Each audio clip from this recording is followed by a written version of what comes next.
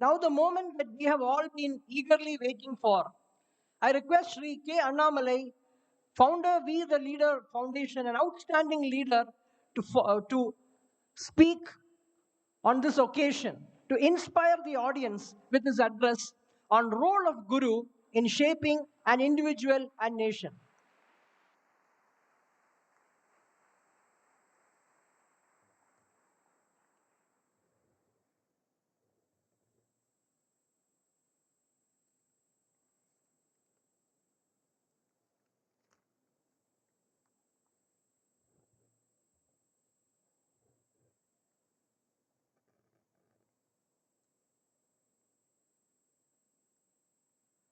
அனைவருக்கும் என்னுடைய அன்பான காலை வணக்கம். My namaskaram to you all. It's a great occasion for me to come here to stand in this very prestigious campus, which is inspired by a vision, inspired by a great vision of producing holistic individuals, well-rounded human beings after their graduation from the Zettimere campus will come into this world and make a better world. With that inspiration, this university is formed. And all of you, the students who are here, are more like Sishyas. You are not no more a student. It is more like a Sishya in a very traditional educational setup with a lot of discipline and also an opportunity for you to find who are you in the 3-4 years you spend in the campus. That is why I mentioned it's very inspiring to stand here. Not many universities and institutions will have this kind of a lofty ideal in starting a university in the first place. Many universities are started and for different reasons. But Amirtha Institute and University is very special, and you are very privileged to spend your early part of your life, especially the 3 years, 4 years in your growth stage, in this wonderful place with a lot of inspiration. There are some very eminent people in the stage. Swami Sankar Amritananda Puri Swami, who gave his benediction address, who has blessed us all, and who wanted this Alive program to be a very transformational program. I seek Swamiji's blessings. Professor C. Parameshwaran, Principal Director, Corporate and Industry Relations, who gave an overview of what this university is all about, what we are trying to do. And the Campus Director, Air Commodore Satish Menanji Avargal, and the Head IQAC, Dr. Prashant R. Nair, and Dean School of Engineering, Sasankan Ramanathan Ji, and all the Swamijis who are here, Brahmachari Swamijis who are here, faculty members who are here, and very importantly, the great students who are here. I also seek the divine blessings of Madananda, Amirthananda Mai Amma. I seek refuge in her lotus feet. I urge Amma to guide all of us, to give her blessings and continue to be with us as we live in this mortal world. It's a very important topic. I don't think, especially in an educational setup, they invite a guest to come and talk about the role of Guru in shaping an individual and a nation. Normally, these are not spoken in an educational institution. It requires a very inspired educational institution to get into this area where I invite people to talk about Guru, talk about how we can shape you as a person and our society as a whole and our nation as a larger component. The concept of Guru is also diminishing in many ways. No more. We try to seek Guru in this 21st century with a lot of technology and information available in our handtips, where it is all in a mobile phone. You can Google anything and everything you want. And many of us think somehow we have all the answers in the world in our fingertips. There is no more reason to seek. A guru and shishya, the bonding is very special. The bonding is not of learning, the bonding is not of teaching, the bonding is of seeking. The concept of seeking is of a higher pedestal than a mere learning or teaching. A guru and shishya only will have that relationship of seeking. But somehow the educational model, some of the areas around us, the online models, offline models, Google. Many people, if you ask who's your guru, they say it is Google. Because Google gives me everything. I just Google it, it is all in the fingerstep. But for the young friends, sometimes we need to remind them a guru shishya parampara, that is the basis of our Bharat. That is the basis of Sanatana Dharma. That is the basis of our existence here in this wonderful country. The basis itself is seeking. It is not that anybody can become somebody's guru. It is not that anybody can become somebody's Shishya. There is a certain bond that needs to be developed, a certain acceptance, or a certain seeking that needs to be established before a guru and a Shishya bond gets developed. If you look at the Indian country as a whole, the Bharat as a nation, if you survey it from the north to south, from the great Kashmir, and even before that, the Afghanistan, Pakistan, or the extended Bharat, what we call the Akhand Bharat, till the tip of Kanyakumari, when we look at it in totality, a lot of Guru Shishya bond inspires us. A lot of Guru Shishya bond, different points of time, age old relationships, it inspires us. Even the great emperors, great kings who ruled our nation, if we take inspiration from them, from our history books, we always see the great kings and the emperors, they had a Rajguru along with them. No kings operated alone, no emperors operated alone. They all had a Rajguru with them, who operated them, who guided them, who counseled them, who gave them good piece of advice. So the kings knew what to do at what point of time. If you look at some of the great minds like Adi Shankara is not a distant person to us, born very close to us. He has traveled the whole area, he has traveled the length and breadth of Bharat. If you look at the history of Adi Shankara, we all know when Adi Shankara, at the age of 2, he started speaking Sanskrit very fluently. At the age of 4, he started reciting all the 4 holy Vedas. That is impossible for, if we can classify somebody as a human being. Age of 2, you start speaking fluent Sanskrit. Age of 4, you start speaking all the 4 Vedas. At the age of 12, he left his home. He took permission from his mother. He said he wants to seek, he wants to find his guru, he wants to travel this whole country length and breadth, he wants to walk, he wants to get an inspiration, he wants to find who he is, he wants to find what is he born for, he wants to find what he intends to do with his life. The journey from the age of 12, it took him across different parts of India. In the Narmada, mighty Narmada river, he found his guru, Govind Bhagavad Pada. He found his guru. But also he found his guru in the unlikeliest of circumstances. When his guru was meditating in a cave, when the Narmada was flooding, he was able to stop the flooding. So the guru find a Sishya, the Sishya find a guru. Then Adi Shankara's life became a transformational life.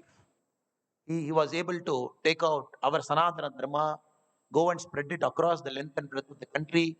He was not only able to spread it, he was also able to create, institutionalize the centers of learning in the north, south, east, and west, in the Sringeri, in Dwaraka, in Joshimath, in Puri, in all the 4 corners of our India. He was able to keep that institutionalized form of worship. He was able to create Sri Chakra.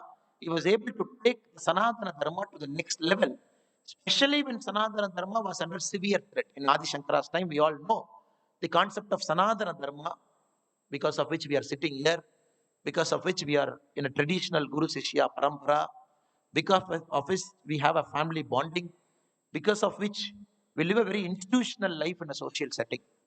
When it was under severe strain, Sanatana Dharma found itself an Adi Shankaracharya. Sanatana Dharma itself gave a guru to Adi Shankaracharya. So Guru Sishya Parampara, it made Adi Shankaracharya better.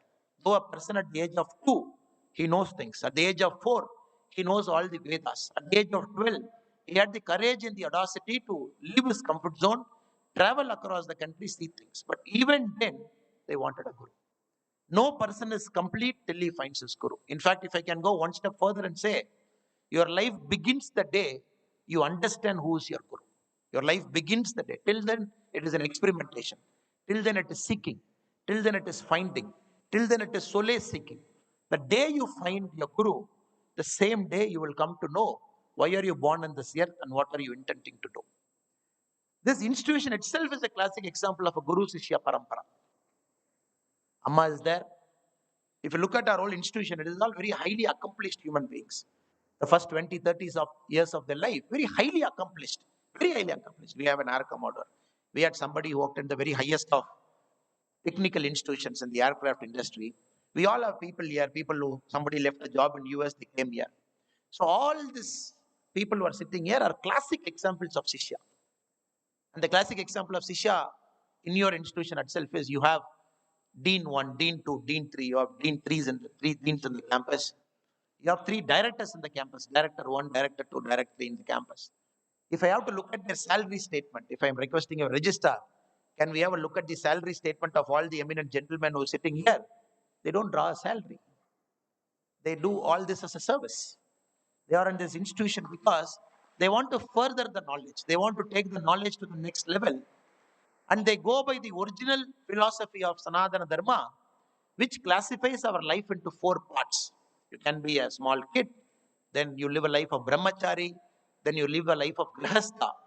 The final life, you have to live your life away from all the worldly beings. Whatever you have earned, whatever name and fame you have created, whatever money that you have earned for yourself, or whatever accomplishments the world has given you, the final part of our life has to be away from all these worldly beings.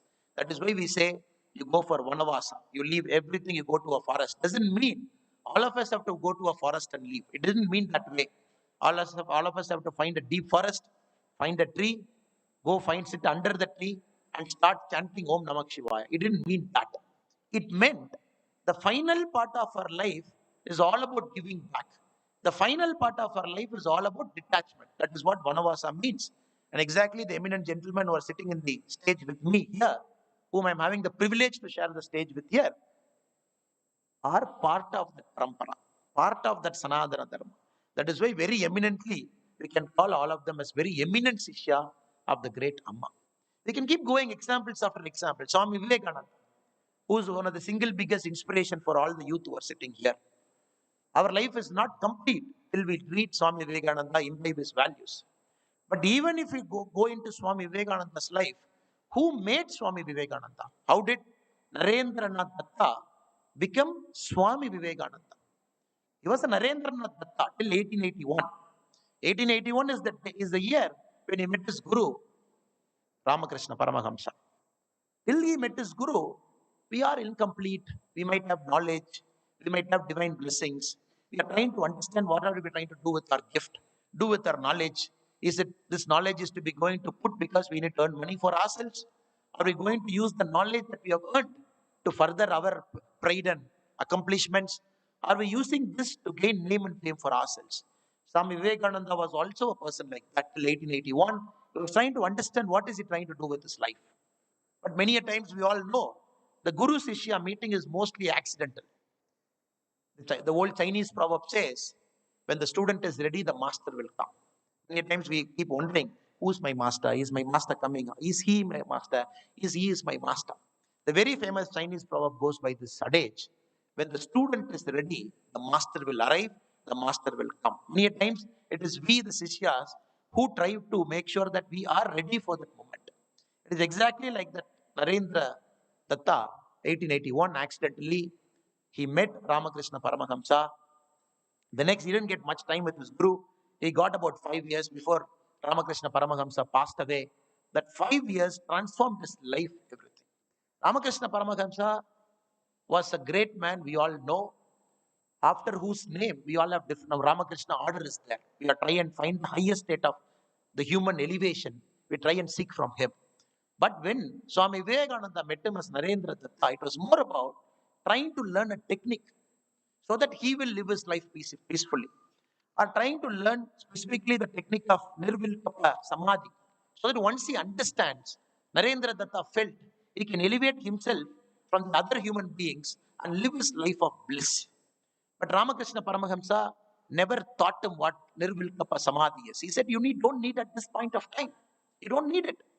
Your life is destined for something else. Your life is not meant to sit with me, understand this technique of samadhi, which is part of a yoga, that may be the highest state of yogic presence. Learn samadhi, sit here, do meditation in Belur or in Calcutta, and then seek happiness for yourself and live your life of contentment. Your life is not meant to be that. Your life is something else. You are not supposed to learn samadhi now. Your life is supposed to uplift souls, supposed to travel, meet people, elevate human potential and possibilities. The 5 years he spent with Ramakrishna Paramahamsa, it made Swami Narendra Datta to transform into Swami Vivekananda. It gave him the highest possible existence of life, the status where you meet all the human beings, inspire them. That took Swami Vivekananda after his guru died. 1893, he went to Chicago, the World Parliament of Religions. Not only that, he traveled two major travels, one to America, one to Europe, till 1902. Then he came back. Again, he traveled across the length and breadth of our country. He inspired human beings. He made them to see higher possibilities. He made many human beings to come out of mundane lives. He made human beings to live a life of a coexistence, live a life of harmony, live a life that is of useful to the other human being. So we have to understand the transformation of Swami Vivekananda happened after he met his guru, Ramakrishna Paramahamsa. We also have one more gentleman with the name Narendra Datta. There was one Narendra Datta who was born much before. There was another Narendra who was born in 1950 in a small town in Gujarat. This Narendra also wanted to seek a guru. This Narendra also felt, this Narendra also felt he needs to join Ramakrishna mission. This Narendra also felt that he has to live his life of service. This Narendra attempted 2 times in his life to take the life of a monk. 1950, after he was born, his life took him to different places. At the age of 17, he left his home, wandered around the country, saw Himalayas, traveled extensively to Belur, got inspired there, came back to his home at the age of 19, lived in his home for one night. After his travel, he came to his home, lived for one night, ate his mother's meal for dinner. Next day morning, he told his mother, I'm leaving. Then he joined the Sangha. He was doing a lot of phenomenal social work. Emergency came. He felt he doesn't want a life of this. He wanted a life of peaceful coexistence. He wanted to be a monk, wanted to get into Ramakrishna order. Went to Rajkot, met Swami Astamayanda, told him, accept me as your disciple. I wanted to be a monk. The Swami told him, the same thing what Ramakrishna Paramahansa said to Swami Vivekananda in 1881. The Swami told this Narendra, who we call as Narendra Modi now, who is the Prime Minister of our country, he said, your life is not meant to be a monk. Your life is not meant to be a monk. Your life is something different. So I am not going to admit you as my disciple. And neither is the Ramakrishna order going to admit you. And where we become a monk with us, your life is a life of changing millions and crores of people's destiny. Go and find that life. Went out. After 7 years, again he came back. Again he said, I want to become a monk. Again the Swamiji said, I am not going to admit you. You got to find your reason for birth. The moment you find it, crores of people's life is going to get transformed. You are a chosen one from the God, which I can understand. Your place is not among us or not to be a monk. Now, we all know the Prime Minister of our country, Narendra Modi, now. 72, 1950 born. 2 times he was not allowed to enter and become a monk, become a disciple. Then probably Narendra Modi ji found out his life's true calling.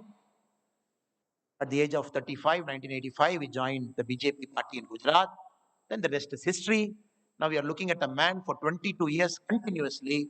Nobody in a democratic setup was either the chief minister or the prime minister of a nation. Nobody in the democratic setup is 22 years and counting and still is changing lives of transformation. Again, the point I'm trying to make here is the role of guru in everybody's life, how they transform you from a normal person or probably a person with potential but not sure what to do with that potential and elevating you to a larger life. Again, if you get into Mahabharata, Mahabharata is a very beautiful story. It is not a story of war. It is not a story of 18 days war. It is not a story of human emotion. It is a story that is much higher. It is a story that is the essential of Sanatana Dharma itself. We all know Guru Dronacharya. Guru Dronacharya, when any disciple meets a guru, when he wants to learn, when he or she, the guru's mandate is to teach them without seeing their race, religion, color, or their status. That is the essential quality of being a guru. Both the Kauravas and the Pandavas learned their art from Dronacharya. But naturally, there could be some disciples who excel in their art, like Arjuna or Ekalavya, who excels in their art, who become masters in it. And you all know the Mahabharata war where uncles fought against nephews, they fought against cousin. It's a great story about human emotion, human tribulations, with the core essence of Sanatana Dharma, whether means is more important than ends or ends are more important than means. Why do you live a life? Why do you want to live a life? What is the larger purpose of life? The whole Mahabharata war for 18 days, it beautifully covers it. But the important points inside the story. Dronacharya, Ekalavya. Ekalavya, we all know, is a great warrior. But Ekalavya has to sacrifice his thumb. He has to give his thumb, which made him immobile, which made all the art that he has learned, the art of archery, which he was excelling, one of the best at it. But he has to sacrifice his thumb for the Guru for the simple reason his Guru felt which of his Shishya can contribute more to humanity in a righteous and a just war. So everybody accepted the Guru without saying anything. Ekalavya without even a faint murmur. He simply accepted. He said, okay, if my Guru is asking, it should be true. The Guru wants my thumb, I'm going to give my thumb, which is making my whole art redundant, which is going to make me immobile, by which I cannot carry a bow and an arrow and fire arrows at will. He sacrifices thumb. Because his Guru felt, again in the context of Mahabharata, it is for us to judge what Dronacharya did is right or wrong. Was he a right Guru or a wrong Guru? In what context he made Ekalavya to sacrifice his thumb? In what context the favor was given to Arjuna? In what context the scales of war got shifted? Because they felt one side of the war party had righteousness with it. The other side of the war did not have righteousness with it. So righteous side, the Arjuna side. Again, Arjuna had a guru, Lord Krishna, where Arjuna was saying, look, I've learned everything. I know warcraft. I can take anybody anywhere in the world. I have a lot of astras with me. But I am not willing to kill my own blood.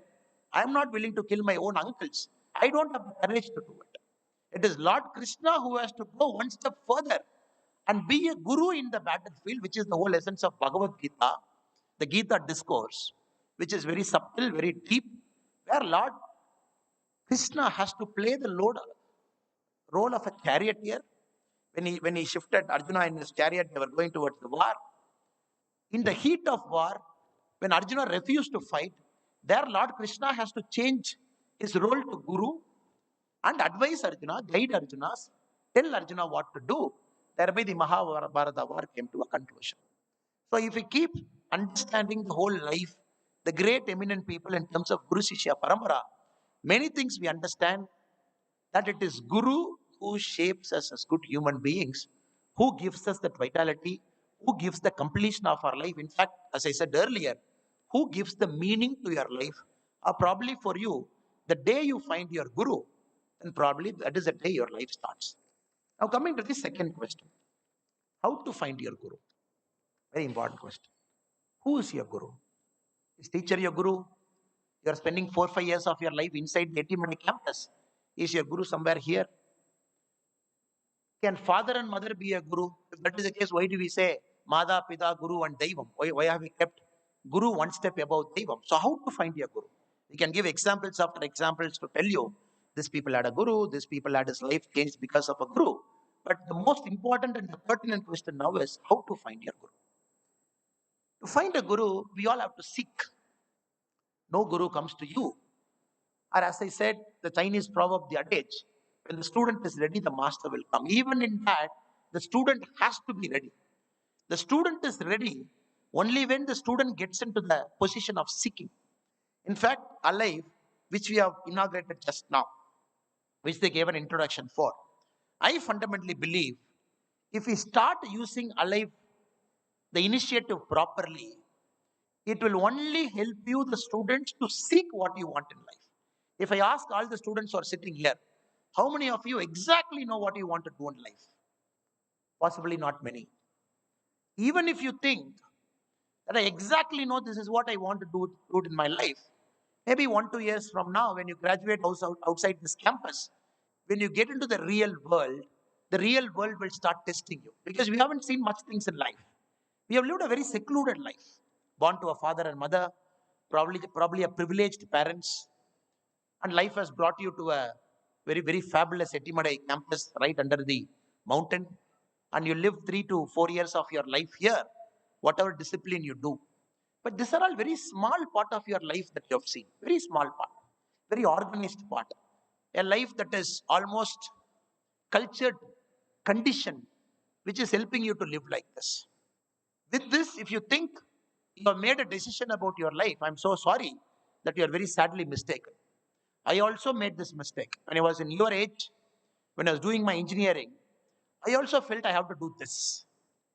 Many people ask me, what do you want to do? I said, I wanted to be an entrepreneur, but I felt my education is not complete. Maybe I want to start a company in Coimbatore and give employment to people, start making products, sell it. Then life took me to my MBA, which was in Lucknow, which was in Uttar Pradesh. 2008 UP is much different from what is there in 2022 UP. That is much, much different. So that gave me a different idea of India, different idea of our fellow people, different idea of why are we living, different idea of what are we going to do with our knowledge. Though it was also a campus which was producing brilliant individuals who are going out of the campus, getting placements, earning 30 lakhs, 50 lakhs, 1 crore, 2 crore, 3 crore per annum, which was on the higher side. The same campus made me not to sit for placements because I felt after reaching there, staying in UP for 2 years, doing my course, I felt this is not the place where I was born, where I lived pretty much 20 years of my life. That was more an ordered life. This is not that. People kill here for 50 rupees and people live very different lives than me. I am no more a person to go there and judge people. People live lives of their conditioning, their existence. Then I felt possibly this life is meant to find something truly beyond studies, truly beyond a degree. Somebody said a degree is a mere piece of paper with ink printed, with the grades printed. And probably even if you have come first in the class, it is only relative. You have come first in the class at this point of time among the 100 people in your class, relative to you, relative to your circumstance, who God has positioned here. But when we put you out in the open world, in the whole universe, under the whole cosmos, then probably you understand it's a bigger people out there, probably a larger data field out there. The ranks don't matter. Rank is only a relative term within the campus. So that is why a degree we call that as a mere piece of paper with something printed on it. So, moment you think that you know what exactly you want to do in your life without traveling, seeking, learning, trying to meet more people, making mistakes, going through life's challenges, probably reaching the success, the failures of life, till then it's a testing cycle for us. But to seek a guru, you should be willing to brave it out. It is not that guru will come when we are in our comfort zone. No guru comes when we sit in our comfort zone. You got to leave your comfort zone. Many of them left comfort zone. Somebody has resigned a job. Somebody has left a job in high paying job in US. He wants to change his whole life's meaning. He came here. Somebody is here because at the age of 20, they decided to be a brahmachari. They decided not to get into the worldly ways of life. They wanted to completely dedicate themselves for a larger cause. All those people have come out of comfort zone. Since they have chosen to come out of comfort zone, they were able to find their guru. Their guru need not be your guru. Your guru need not be their guru. Each guru is tailor-made for you. Universe has made a sishya. The universe has made a guru. The universe is waiting for time and place so that the guru and the sishyas get connected. So my humble request to all of you is go out of your comfort zone. Just sail out of your comfort zone. You are not going to get a scratch. The blood is not going to ooze out of your hands or from your legs or from your palm. The moment you decide to go out of your comfort zone, put yourself through the testing phase. Trust me, believe me, that is when the meaning of life slowly opens up to you. Then you find probably why God placed you in Amrita. You could have gone to some other college, you could have gone to some other state, or probably you could have gone to an IIT, or probably you could have gone to XYZ, or probably, but why Amrita? Then you understand everything has a reason. It is nothing comes out of ordinary, everything has a reason. The, the day you came to Amrita, there were some universal forces at play which made you to come to Amrita. So you might have choices in front of you, but the universe brought you to Amrita. Again, in this space, I'm using the word called Amirtha because all of us are sitting, standing in the campus and talking now. So we don't understand this connection till you go out, put yourself bravely out in the world, challenge yourself, try and find why did you do something till now?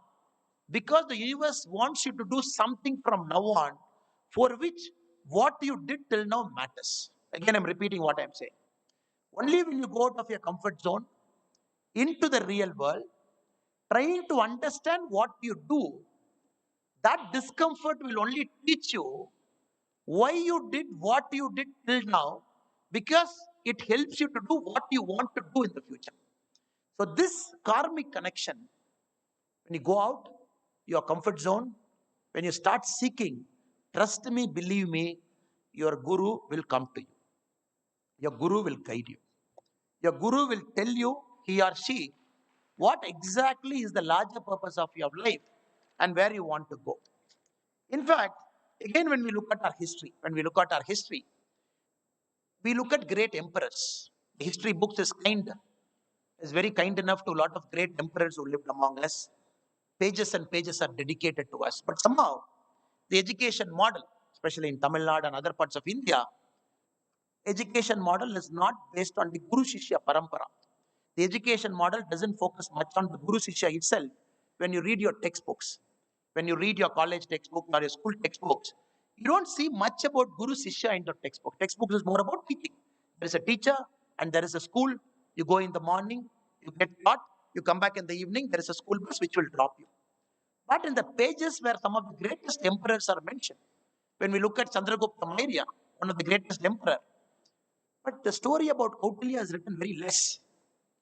But Kautilya, who was his guru, who motivated Emperor Chandragupta Maurya to start a dynasty which ruled pretty much the whole of India, which pretty much traveled to the east and west of our country. But Kautilya's role is very important. That is why Kautilya had to write a book called the Arthasastra for his king to guide him on the nuances of administration, nuances of dealing with people, because a guru, more than a Sishya, he had to write a book which we read now. Again, if we go back, not only here, when we jump 2, 3 continents, when we enter into the European continent, the very famous book called The Prince, which we call written by Machiavelli for his prince who was getting into administration. Machiavelli has to write a book called The Prince, which is right or wrong in our own way. Again, an essential guiding philosophical document by the Guru for his Sishya, because he wanted his Sishya to follow this. Again, the great Vijayanagara kingdom. When we go to the Vijayanagara kingdom, which was instituted by Hakka and Bukka, we all know the great names of Vijayanagara kingdom who came much later, who fought some of the greatest wars against the Islamic invasion, against the different invasions, who gave us the beautiful Hampi, who gave us some of the beautiful administrative points, but which was founded by the Hakka and Bukka. They had a Rajaguru called the Vidyaranya. And Vidyaranya, the first Rajaguru to Hakka and Bukka, he guided Hakka and Bukka not only to create a dynasty, not only to create a Vijayanagar empire, but also to create an empire which was lasting for centuries. The each subsequent king who came after Hakka and Bukka, like Vidyaranya, each had a guru to guide them. The eminent name Rajaguru was given to them. The prime minister, the president, wherever you go, they all have Rajagurus whom they have accepted as their guru, as their moral philosopher to guide them in times of crisis, to guide them in times of opportunities, to guide them in making decisions that benefit humanity as a large. So, my request to you, brothers and sisters who are sitting here, to start the process of finding your guru, to start finding the meaning of your life, to start finding why God has created you, to start finding a life of meaning. And more than that, faster you find it, better all the tensions are. Because right now, we live in a very competitive world. As we speak now, I'm sure there could be some faculty members sitting here would be pushing you to attend some workshops or something which will help you in your placements. It must be true. Because third year, fourth year placement is coming. Amirtha has to achieve 100% of their placements, correct? Is it true? There will be a placement coordinator sitting in this group. It should be true, correct? There will be a placement coordinator here, probably the CSR head, who will tell you, come on, you got to attend that extra workshop, you got to get 10% placement. True, they are doing their role of an educational institution that you got to get placed 100%. But if one of you among the students here who takes a bit of time, who goes to the placement office, sits with the placement officer and say, Sir, I want the details of last 20 years in Amirtha, the students who got placement. I want the details. And probably you want the phone numbers of all your alumni last 20 years from this campus who got a placement. And probably if a group of friends has got time, you call each of your alumni and ask them, where did you get placed from campus? They will say X company. How long were you in the X company? They will say 2 years. Why did you leave the company? They said, it is not the meaning of my life. I felt bored, I didn't feel happy, I want to do something else. Then probably if you ask your alumni, how many companies you have shifted? Now the numbers are in double digits. There is no more a single digit number now. People are already into double digit shifting of companies. It is the age old time when people join one company, stick with it for 35, 40 years, they come out unscratched. Now, when you ask your alumni yourself, how many companies you shifted? Do you find happiness? Do you find joy? Do you feel all the money that you're earning? How much of it is going into paying EMIs? How much of it is going into paying EMIs for your flat, for your car? You will find most of them live unhappy lives. The money that you earn, the company that you work, doesn't have any direct proportion to the happiness that you get. The happiness comes in only when you find the true meaning of your life. So, probably when you do this exercise, some of you are bold enough after I leave this talk, bold enough to approach a placement officer and ask him, sir, I want the data. The gentleman speaker who came, he gave all this. I want to check whether it is true or not. I want to put an email to all my alumni, document their life after Amirtha. Or any campus, you take any campus randomly. I want to document their 20 years of life, trying to find at which point of time they found happiness. You'll be very surprised. There is a course in Harvard. There is a course in Harvard trying to find the happiness. Course in Harvard which teaches you how to find happiness with complex mathematical model. Or there is a course by the very famous professor. The name of the course is What Money Can't Buy by a very great professor called Michael Sandel. Michael Sandel is one of the greatest philosophical professors of our time who teaches in Harvard, Stanford, and all some of the best institutions in the country, in the world. The course itself is What Money Can't Buy. So if you go to some of the best campuses in the world, no more they teach humanities, no more they teach technical, no more they teach engineering, no more they teach cutting edge science. Some of the great universities in the world have already got into philosophy now. They've already started teaching philosophy. Now, many of the students, the credits, if you see in many of the campuses, more than 50% credits they're giving to philosophical courses, trying to understand what is my life, trying to understand what is the happiness in my life, trying to understand, like Professor Michael Sandel, his course can, you just Google after the speech, Professor Michael Sandel, and his course is one of the highly rated. Not everybody gets a seat. There is a big fight on the campus to get into Michael Sandel's course. He has written a book also for people who can't get into that. He has put all his lectures online for free. You can see all his Michael Sandel's lecture online on YouTube. You can buy a book which goes by the same name, What Money Can't Buy. You can read it. The reason I'm trying to tell you, brothers and sisters, is you should not make the mistake that we made.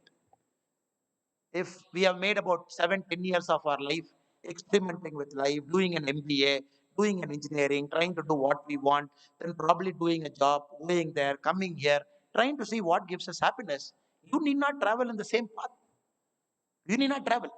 You can be bold enough to risk your life, bold enough to come out of your comfort zone, bold enough to understand what is your life meant for. That is the time, trust me, a guru comes. A guru comes only when we have a certain sense of clarity.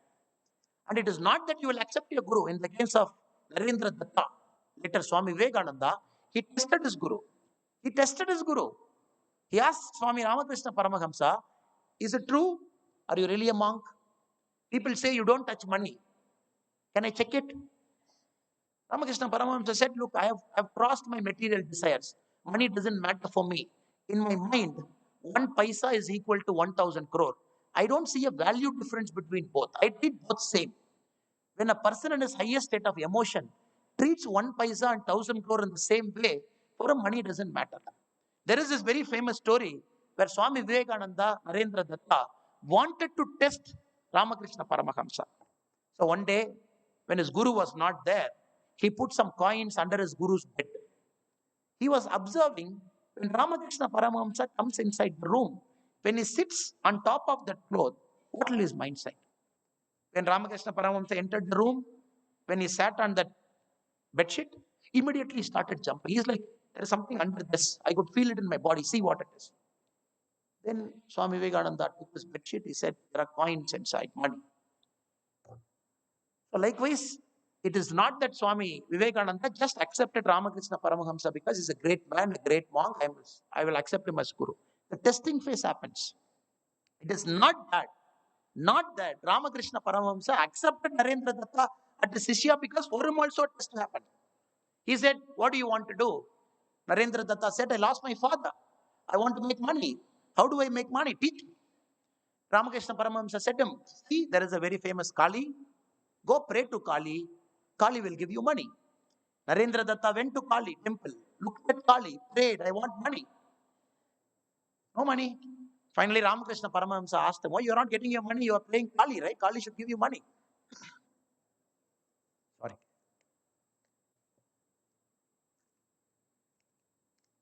You are worshipping Kali. Kali should give you money. You are asking for money. Why are you not getting the money? Then Narendra Datta said, Guruji, whenever I went before Kali, whenever I wanted to ask money, the moment I saw Kali, the thought of asking money never came. I became blank in front of Kali. So how can I ask money? So Ramakrishna Paramahamsa told, that is a lesson for you. Your life is not meant to be like a merchant, where you will count money, seek happiness in money, seek pleasure in money. So this is a path God is trying to show you through Kali, that your life has to transcend money. In fact, for Chicago also, when Swami Vivekananda was supposed to go for 1893, it is not that Swami Vivekananda got an invitation. The Ramanathapuram king from Tamil Nadu got that invitation. He was asked to come to the World Parliament of Religions to talk about Hinduism, to talk about Sanatana Dharma. So Swami Vivekananda never got that invitation. When the Ramanathapuram Maharaja got that invitation, he felt, I am not the person to represent the Sanatana Dharma or this Hinduism in Chicago, in the World Parliament of Religion. He felt there should be a monk, a true believer in Sanatana Dharma, who should represent one of the greatest religion in the world, in the World Parliament of Religion. Then the Ramanathapuram Maharaja hunted for Swami Vivekananda, got him, brought him to his palace, gave him money to travel to Chicago. The rest is history. When Swami Vivekananda, after he traveled back from Chicago, the one condition Swamiji had was that he has to enter India via Kundukal. Kundukal is a place in the coastal part of Tamil Nadu. That is the only condition Maharaja put. After your great lectures in Chicago, where he spoke about the greatness of Sanatana Dharma, the virtues of Hindu religion, your padam, your lotus feet should touch Tamil soil, should touch this soil before entering India. That is the only condition, which Swami Vivekananda accepted. When he came back, he landed in Kundukal. And again, the second condition the Maharaja put is that your feet should not touch the soil. Your feet should touch my head. You should land on my head. He's a great man with a lot of money, with a territory, with a king, a royal title. But in front of knowledge, in front of wisdom, in front of a monk, in front of a true Sishya, he bent his head. He said, you should touch my head and land on this, which Swami Vivekananda did not accept. Vivekananda said, no, I am not putting my leg on your head. I am going to put my leg here. Even now, when you go to Kundukal, Ramakrishna Mission maintains a very beautiful property, very beautiful place. You can do lovely meditation. It is in Ramanathapuram district. I request you, whenever you find time, to travel to that part of Tamil Nadu, to seek Kundukal, to seek the Ramakrishna Mission's building, to go there, find the exact place where Swami Vivekananda landed back into our country, put his first foot there, and do meditation. So the cycle is Vivekananda in 1881 there, to Vivekananda in 1893 where. The dramatic transformation, who wants money because his father died, to a person who was willing to transcend beyond that to live his life on purity for the human soul elevation. That's a remarkable story. That is why, brothers and sisters, though I keep shuffling between history, shuffling between what is happening now, shuffling between a bit of philosophy. But the essential thing is, gurus have shaped our nation without a doubt. Reason because gurus have shaped human beings, and human beings have shaped our nation. So without guru, none of it is possible. My last bit of advice is, when we look at campuses now, many campuses have become places of competition. Places of competition. I compete with you, you compete with me. Somehow we take that competition into real world. Somehow we take that competition into jobs. That is the main reason for us leaving jobs. After that story of 20 years of your alumni who have left jobs, probably when you sit down with your faculty members, try and understand why did people leave so many jobs. Probably you will understand many of them took their competitiveness from the campus into their job also. Competitiveness means they're giving you 12 lakh salary. Let us imagine in a company 1 lakh per month. Let us take that as an example. Your life is perfectly fine. You are living within your means. You have a family. You are taking care of it. But why do you want that next 3 lakhs? Only because that money is extra. Maybe you want to go to that company. You're shifting. Then probably after 2 years, you want that extra another 10 lakhs more because you can make your material comfort more. You go there. This is exactly Swami Vivekananda. He describes human mind. He says a human mind is like a monkey. Monkeys are good. Monkeys are not bad. Monkeys, they jump from place to place. Monkeys are okay. And many a time we have monkey gods also. True God, we worship them. And Vivekananda, he goes one step further. He says it is not an ordinary monkey, but a drunk monkey. A monkey which is drunk toddy, which is drunk. Toddy monkey is also okay.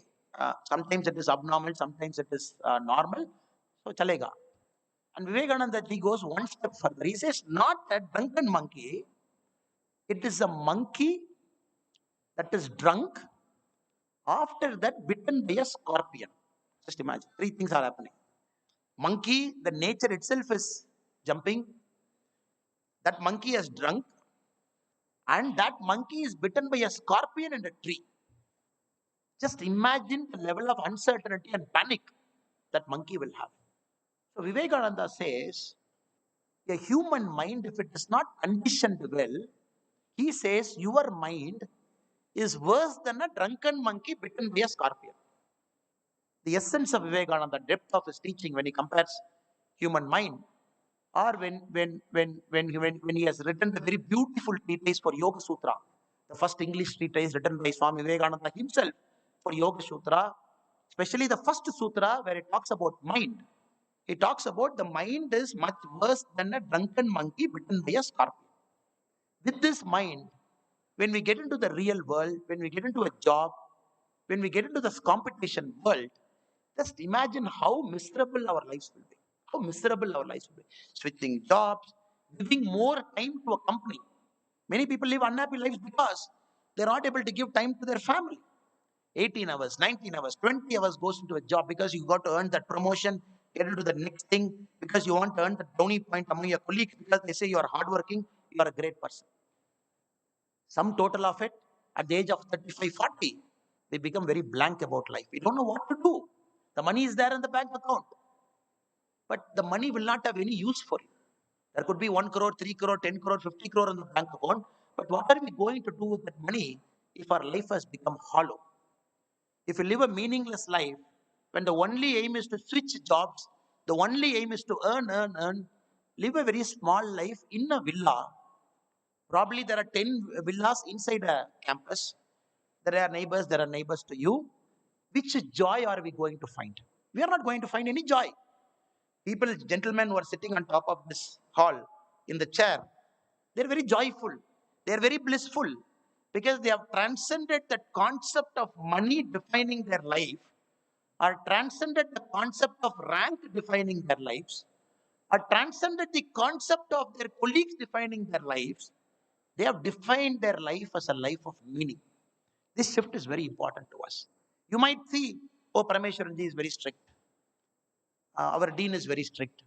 Or probably some gentleman who's sitting in the row is very strict. You might see. But their concept of strictness is because, I don't know whether they're strict or not, but being strict is not wrong. They should be strict, which I believe now. Being strict is not to harm us. Being strict is to help us to guide, help us to push into that path where you truly find what is your destiny. What is your destiny? So, last 50 minutes I'm speaking about the subject. Still, many people haven't left this room itself is a miracle. That shows that you all have a very inquisitive mind. These are all not very ordinary topics to speak. Not very ordinary topics to speak. These are not very motivational lectures. You come, you say, you do this. These are all highly philosophical. Highly philosophical. It needs a mature mind. It needs an open mind. It needs an inquisitive mind to at least understand and appreciate what we are trying to do to each other. So thank you for that. Even after 50 minutes, you sitting strong here means that you all have that mind already. You are already in that path. Your mind is already thinking, what is he speaking? What is he telling? What is he talking about? Guru, who is my guru? How do I find my guru? My plan is to get to US or probably to a higher study. Nothing wrong. Maybe you will find your guru there. Or my plan is to get into civil service. You will find your guru there. But provided if it becomes a life of service, not a life of servitude to an organization, to a corporate company, or to somebody where we are just being like a bondage there to earn money to gain our prestige. So I humbly submit my thoughts to you. It's a Guru Sishya Parambara, some of the greatest achievers in our country, in Bharat. They all had gurus who guided them. A guru essentially is more like giving you that 1 degree shift. If an airplane which is starting from Coimbatore today, the pilot will say, no, no, no, no, no. I am going to just take off with a ½ degree shift towards right. Let us imagine the pilot is telling, no, I am a skilled pilot. It's a beautiful aircraft, highly maintained aircraft. 216 passengers are sitting inside. The plane is supposed to go from Coimbatore to Calcutta. But somehow the pilot, in his wisdom, says, I am going to take a ½ degree shift in my life. The takeoff will be ½ degree. If the plane deviates ½ degree from the starting point, my dear brothers and sisters, probably he might land in Vietnam or Indonesia, probably somewhere else, but not in Calcutta. So our life is all about that ½ degree shift. The small mistakes, the small shifts we take, the small decisions we make without fully not understanding the gravity of our life. So let us seek our Guru. Let us seek our Guru by paying our dakshina, by being a good seeker, by keeping an open mind, so that we don't take that ½ degree shift. Even if we take that ½ degree shift, it should be a shift with a purpose. Maybe accidentally that ½ degree might take you to a new place, agreed. But that has to be with meaning, not because of an ego I am taking an ½ degree shift. So I hope and pray under the lotus feet of Amma that you all should find your Guru very soon. And that Guru should guide you. And Guru deserves a dakshana. No Guru works for free. In this material world, dakshana doesn't mean a check or an ATM card transaction or a Paytm or a Google Pay, where you put it to your Guru's cell phone and say, my dakshana is done. The dakshana is something more. Dakshana is giving a thumb. A dakshana is beyond that also. Sometimes when the Guru feels that you have to live your life of this out of your comfort zone, which Ramakrishna Paramahamsa told Swami Vivekananda, do this, which Swami Vivekananda are willing to do that out of his comfort zone. That is a dakshana for your Guru. Many a time what you hear from your Guru will not be pleasing to your ears, will not be nice. You will not feel happy. But if you trust that Guru, you got to trust that wisdom. Because the Guru knows something which your mind doesn't know now because your mind is clouded. It is like a monkey, a drunk monkey bitten by a scorpion. So many a time, even when you find a Guru, please don't allow your self-doubt to overtake the wisdom of that Guru. Sometimes trust him or her fully. Even if it is inconvenient, you trust it. Because it will take you to a place where you are supposed to go, where your destiny is supposed to take you. Trust that process, trust the karmic connection, find out that Guru faster, develop that mind of seeking, and, and live a life of joy, happiness, blissfulness, of meaning to others. Last but not the least, I have to thank the volunteers from We the Leaders Foundation. We the Leaders Foundation is purely run by these volunteers like them. Somebody is an architect, somebody is a doctor standing there, somebody is a businessman, somebody is an engineer, but they all chose to give their time. I call myself as only a mentor, and I don't call myself as a chairman or a leader. Somebody, I'm one among them, they're one among me, and one among us. So these people have decided to give a part of their time to a foundation which is trying to do something that is greater than our life's existence. Maybe change somebody's farming habits, change somebody's reading habits, change somebody's learning habits, create a dialogue oriented development where people will talk among themselves and decide what kind of development model they want. So, all the gentlemen standing in the white shirts, I really appreciate them. I really thank them for keeping this foundation running, for giving me an opportunity to come and meet you in this wonderful Amirtha campus. So, with this, my pranams to all the Guruji sitting here, my humble pranams to Amma. So, you all should find your Guru sooner. Thank you so much. Bharat Mata ki Jai.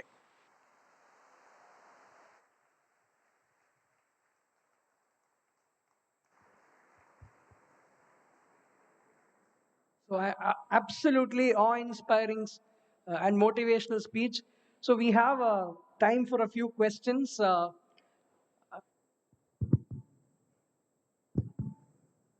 Please pass the use. Good Yeah, morning, sir. please introduce yourself and ask the question. I'm Yeah, Ananya R from second year CSE.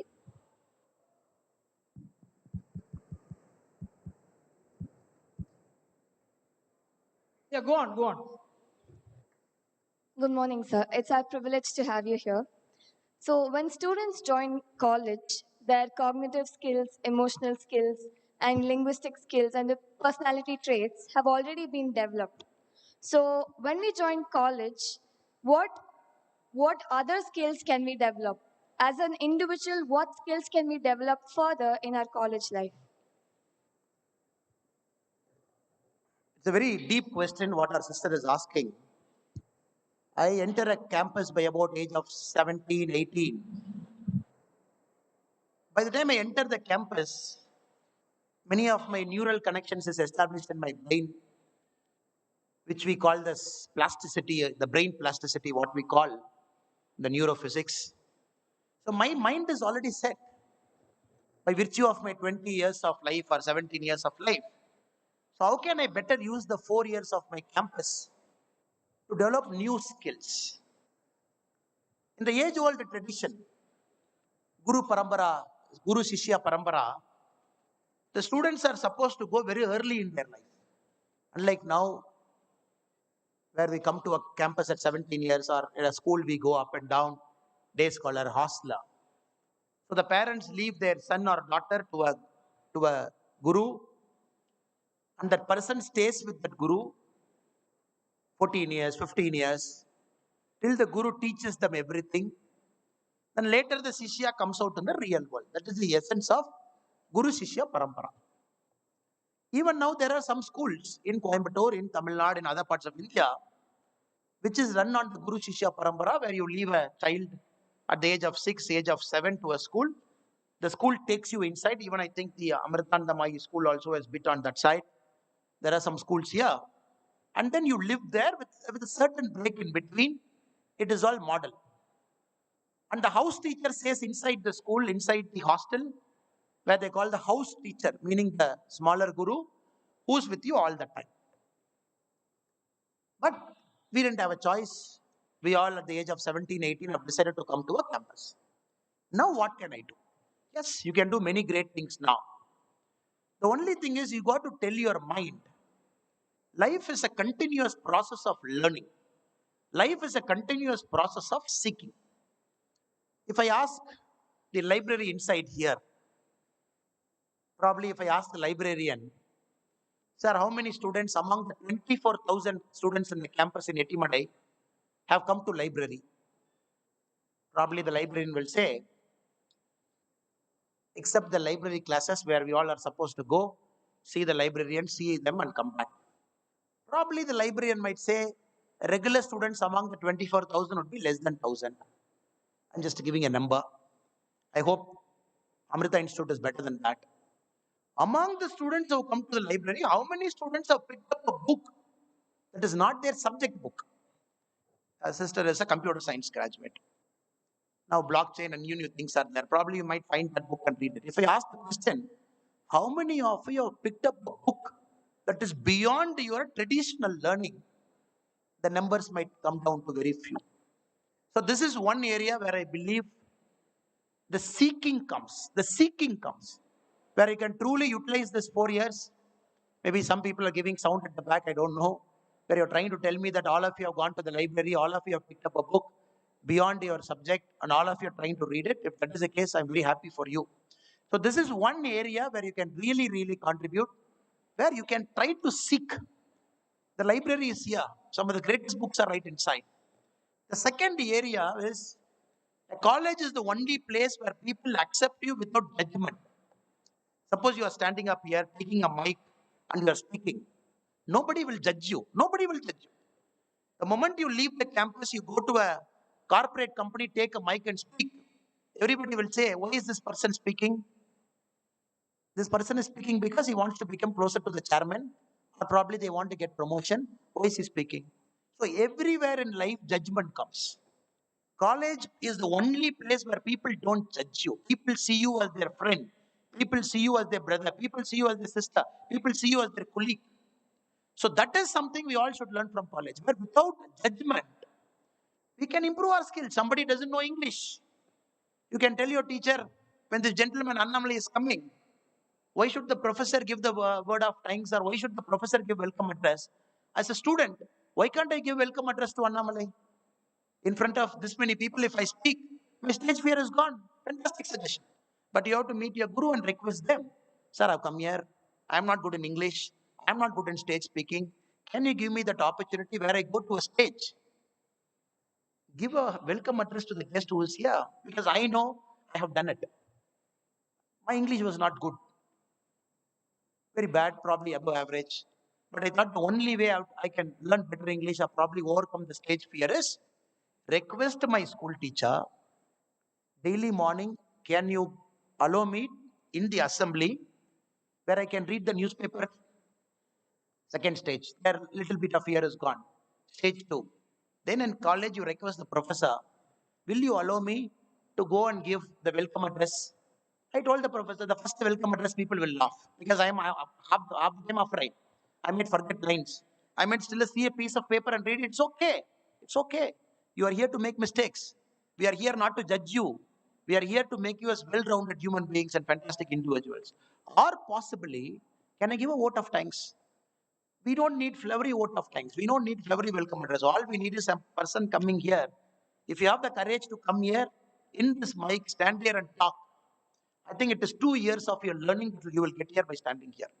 Any of the students there, probably next time, if you think you have a bit of stage fear, I don't know how to speak, please use this opportunity in campus. Request your teachers. The teachers are your gurus. They will allow you. Come and speak.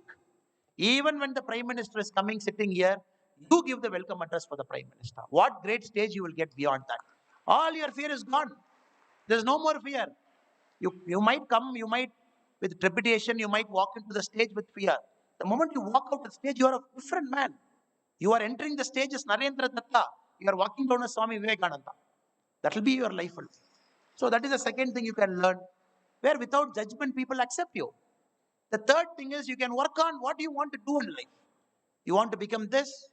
Do you have the skills? You might not have the skills. You can work on it. So I would say, even if the neurons are formed, even if the brain plasticity is there, which has achieved a certain degree of maybe 70-80% of formation, but still college often offers you the place where you can explore life, you can seek things, you can become a seeker all throughout. So I hope and pray that all of you try and do it, because I haven't done it. I did a little bit here and there. After coming out of college, I felt I should have used my library better. I should have read books there. I didn't go often to my library. That was a mistake. That is after the campus we all felt. But we have utilized some part of the campus by taking the stage fear out and everything. I hope you will use the 4 years of your life purposefully, because it is not going to come back. Maybe after you graduate, you call up Professor Parameshwaran here, you tell him, sir, I graduated in 2022. 2024, I felt I should have utilized the campus properly. Can you give me three months inside? The first thing he will say is, get out. because we are respected till we are inside the campus. After you go out, you are an alumni. You are no more a student. So use it till you are inside. Moment you go out, you don't get the same degree of independence like how students get here. Thank you. Next. Yeah, next question. Please So good introduce morning, sir. yourself. So good morning, sir. I am Hariharan from Chennai. I'm doing my second year in aerospace engineering. Sir, it's very glad to meet you. And we know that you were an IPS officer and you are having a very inspiring lifestyle. People of Karnataka and of course here everyone loves you a lot. So could you share us who inspired you? Because you inspired us in a very long term. So could you tell us who inspired you and what way they inspired you, so that we can have a way in our life so we can follow them. Thank you, Hari. I'm not sure whether I really inspire you. I live my bit of life, and maybe if you can take something here and there, I'll be very grateful and happy for that. Um,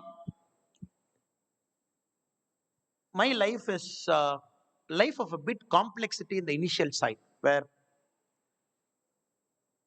at the class 12, if somebody asked me what you want to become, I was clueless. There are only two choices in front of me, either to become an engineer or a doctor. But I felt studying medicine would be tough. At the class 10, you have to decide whether biology or computer science. I said, I cannot do that. I'll take a simpler one. I took computer science, then engineering. Again, engineering, I don't know. Again, why mechanical engineering, I don't know. But I studied. But after finishing the mechanical engineering, if somebody asked me what you want to do in life, I said, I don't know. I said, I don't know. When many of my friends in the class, they all took up a job, I was the only guy in the class who never took up a job because I didn't know what to do with the job, whether to go join, go through the training, work, because I didn't know what I wanted to do. So this thing was there for me for a long time. Then MBA, Lucknow, UP by fate. There's some kind of an understanding I got about life. Okay, maybe this is what I want to do. I want to serve people, help others, make my life more meaningful. Probably I felt civil service is the better one, went there. Civil service is a huge teaching in a country like India, where you have one IPS officer and IAS officer for one district as the SP and the collector. You deal with an average of 14 lakh to 20 lakh people in the district, all kinds of human beings. 1 to 3 years you spend in the district as the SP of the district. You see all kinds of things. That was a cop. You see death, brother. Death. Death is a great teacher in life. Great teacher in life. Great teacher. Nothing teaches you more about life than a simple death. And unfortunate to see a lot of deaths. Murder, brutal murder, somebody just falling down and dying, somebody going in a car and dying, somebody going in a horse and dying, somebody traveling in their family, happy family, joyful family, within minutes going under the truck and the whole family collapsing. Or in some cases, extreme cases, in my book I've written the rape and murder of a 10th standard girl. It is also a death, a horrible death, a death which we wish shouldn't happen to any other person. So all this process when you go through, I somehow felt your soul gets cleansed because you have to see everything. You have to hear everything. You have to see the photograph. You have to see the postmortem. You have to see all those horrible things. And more than that, you got to sit with the parents, explain to them this has happened. Just imagine. Many a time, unfortunately, in being a cop, we will be the first person telling their parents that their loved one has died. They're shocked, they're crying, and police station when you write the FIR, when you write the procedural formalities, when the father and mother patiently waiting, crying with the tears in their eyes, because only when you do the procedural formality, only if it gets completed, then probably the postmortem will happen. Then probably the loved one's body can be handed over to them. I was uh, I was a witness to all those unfortunate moments in my life. Unfortunate moments. People, there'll be just tears rolling in their eyes, the father and mother quietly sitting in a police station chair just for that one signature because they have to put it.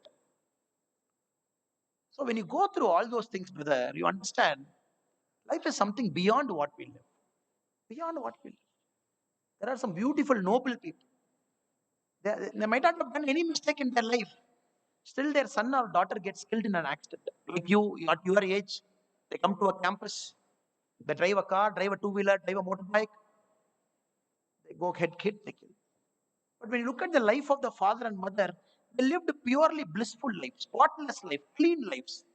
But you ask the question to the God, wherever God and the Almighty and the universal forces are, why to him? Why to him? Why to this parent? Why to this mother? And why should people like me, probably the middlemen operating in a system, in a bureaucratic system, why should I see that pain? Why should I be the forebearer of that bad news to them? So, for you also, I think your life will take you in those places. I don't know, whatever jobs you do, you will go through all those moments. That purifies your soul. That teaches you there is something beyond it. When a girl, 10th standard girl in Baindur in Udupi district, she was supposed to come home at 6:30. She didn't come home at 6:30. When the parents started searching for the girl, they found the girl's body at 8:30 in the night. She was raped and killed. We arrested the accused within a matter of time. When I went to the girl's home to convince her mother, as the SP of the district, when I told her mother, look, God has taken your child, I'm so sorry, but we did our best. Who has done this to your daughter? We have caught them. They will go through a judicial process. They will get punished in our system. The first thing the mother asked me is, I don't care about it, sir. I'm repeating again. The first thing the mother told me is, I don't care what you did. For me, it doesn't matter. All I care is, can you bring back my daughter to me? She is not bothered about judicial system. She is not bothered about the process of law. She is not bothered about, she doesn't even know who are the faces of those people. What are the faces? How do they look like? She didn't even care. All she wanted was, can you give me back my child to me? So you live in those moments. You live in those moments. You convince them. So all those moments taught me. I take a lot of inspiration from those moments. A lot of inspiration. A lot of inspiration from people in their unfortunate circumstances. Many a times it is also the fortunate part. But somehow I felt it is more than the great things you see, people happiness you see, joyful people you see. But the real meaning of life for you comes in those unfortunate moments when you question everything about your life. Why this is happening, why that is happening. So I'm not asking all of you to put through yourself through that. All I'm saying is get out of your comfort zone. Till you're in your comfort zone, the comfort zone will never allow you to see things the way it is supposed to be seen. It is more like a Maya.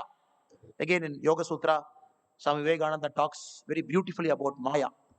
How the screen of Maya in front of your eyes, it hides everything. The Maya gives you worldly pressures.